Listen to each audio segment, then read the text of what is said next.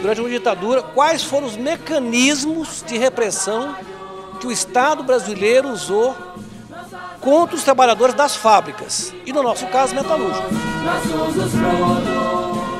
Isso está sendo contado por nós, sendo escrito por nós, sendo refletido por nós. Quem foi profundamente reprimido foi a classe trabalhadora, só que isso não é falado. A gente sabe como foi, a gente conta, escreve e prova.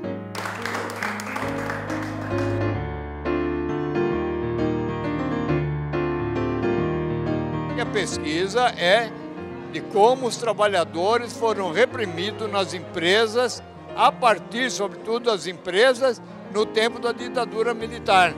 Como é que havia a ligação entre a repressão e as empresas, repressão e Fiesp, a polícia e os trabalhadores.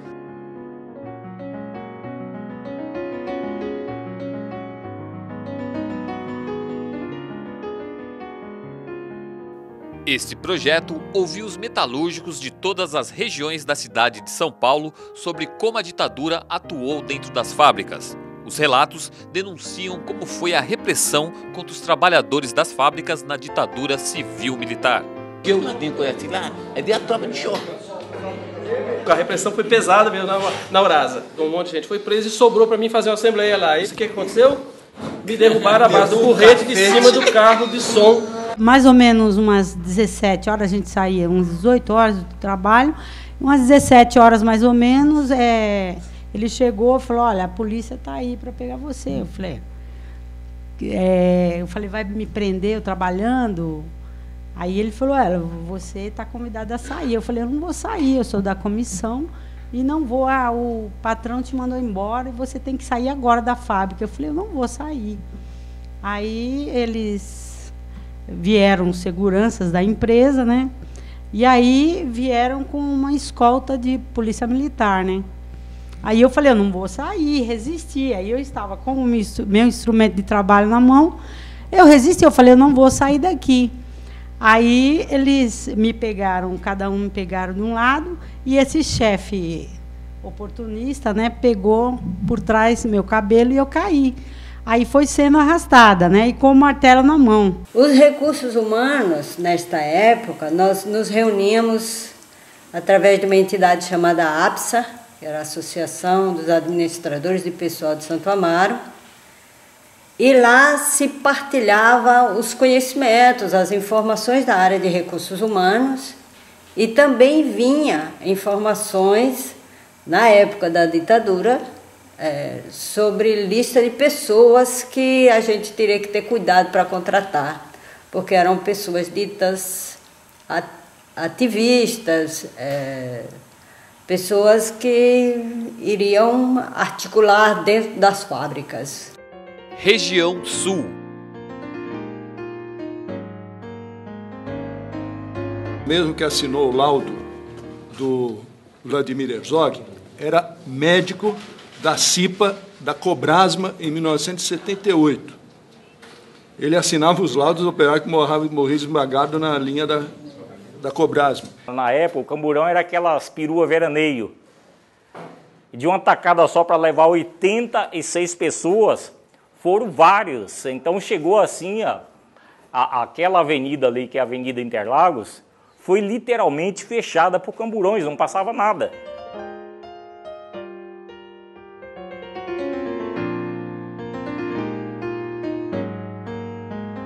Eles sabiam tudo o que acontecia, se a gente fosse no banheiro, se a gente não fosse, o que a gente falava, o que a gente não falava. Então tinha esse tipo de policiamento dentro da Telefunken. Todas as empresas tinham seus setores de informações, realmente não dava para negar, né? As deduragens que aconteciam, todas elas eram através da direção do sindicato. Região Sudeste.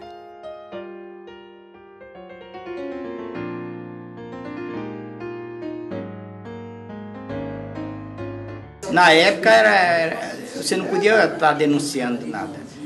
A coisa melhorou um pouco mais quando começou o trabalho de oposição, o trabalho da CUT, da oposição sindical, aí eles tinham medo mais de fazer. A repressão era violenta, como o Zazinho falou.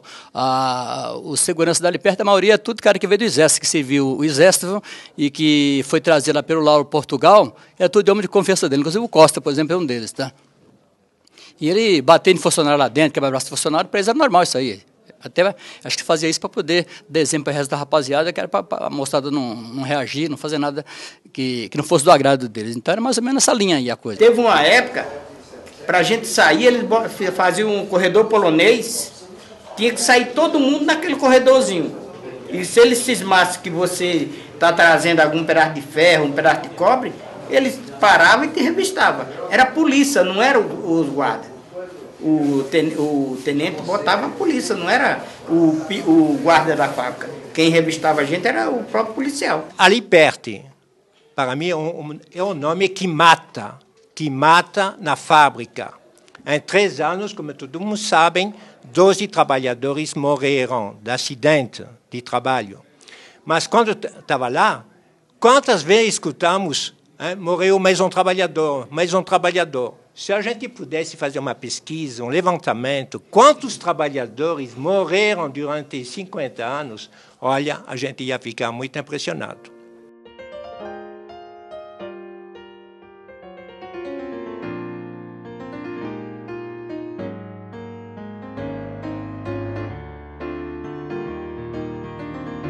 Trabalhei lá 34 anos. Nessa laminação velha que a gente chama, eu trabalhei 28. Eu vi muitas mortes lá, mas nunca foi falado que o cara morreu dentro da fábrica. Ele botava na ambulância, levava embora, morria lá no hospital. Eu presenciei 3. Região Leste e Moca. O nosso grupo levantou uma porção de fatos, vários deles relacionados ou a delação nas fábricas, prisão dentro da fábrica. Então a gente está começando a usar o bando do Manuel Fiel Filho também, dentro desse projeto. Na Leste não poderia deixar de usar. O que eu vou falar agora, eu testemunhei, de forma direta. Enquanto manifestação de grande massa e repressão em grande massa, a primeira foi o ato público aqui na Igreja da Penha, em setembro de 77, quando a gente, em ato público, em protesto contra a expulsão dos religiosos estrangeiros que se demonstravam comprometidos com as questões sociais. Foi no horário certinho, o camarada chegou. Caiu a subsede da Zona Sul. A polícia já cercou lá e a gente carregou tudo que foi de material. Nós tivemos a presença do delegado Romeu Tuma, onde ele deu a voz de prisão, tanto para mim, Pereirina, inclusive dentro da Sagrada Face. Isso não aconteceu porque os próprios companheiros ficaram em volta da gente e isto não deixou que a gente fosse preso. Uma coisa que era comum também era a perseguição a partir das assembleias. A gente ia para as assembleias e, geralmente, tinha agentes do DOPS ou da Polícia Federal que perseguia a gente até em casa. E essa pergunta, ela me custou 3 anos para não ser promovido, depois do curso, e fui várias vezes no departamento pessoal para ser interrogado, lá dentro da DECA. Porque é que eu falei da fome, né?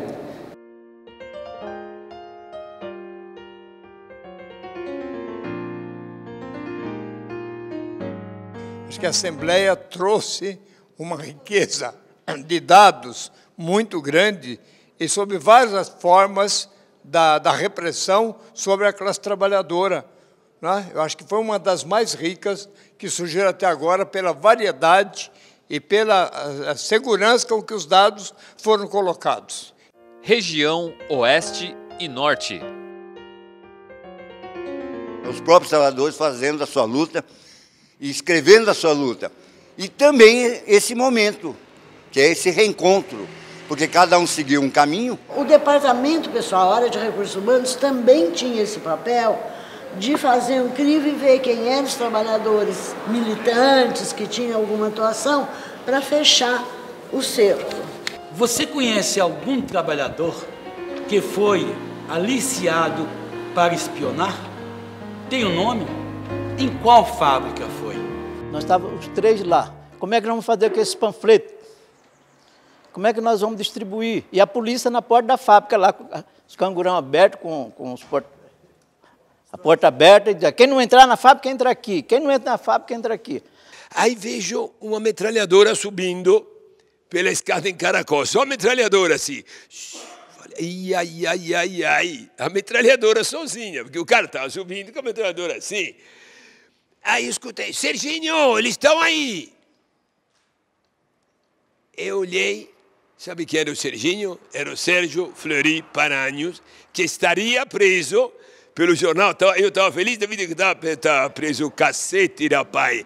Estava lá o Sérgio Fleury Paranhos, estava lá, foi o segundo que entrou logo depois da metralhadora, entrou dando chute, evidentemente, nos levou preso. É nosso dia, companheiro. Isso aqui é um questionário da investigação operária. O que é investigação operária? É o próprio trabalhador tentando recuperar como funcionou a repressão dentro das fábricas, fora das fábricas, com os trabalhadores. E isso aqui vai ser confrontado com a pesquisa que vamos fazer nos arquivos públicos, arquivo do DOPS, para poder, em outubro, terminar isso com a grande plenária também, e aí em dezembro, 8 de dezembro, no Memorial da Resistência, devolver para as pessoas, toda a sociedade, um livro e um DVD sobre isso. É o trabalho de nossas mãos, nossas as máquinas que movemos, nossos fundos da produção. A senhora é nociva à nossa empresa. Ainda falou, já vivemos uma experiência com a CUT em São Paulo. Máquinas e no silêncio.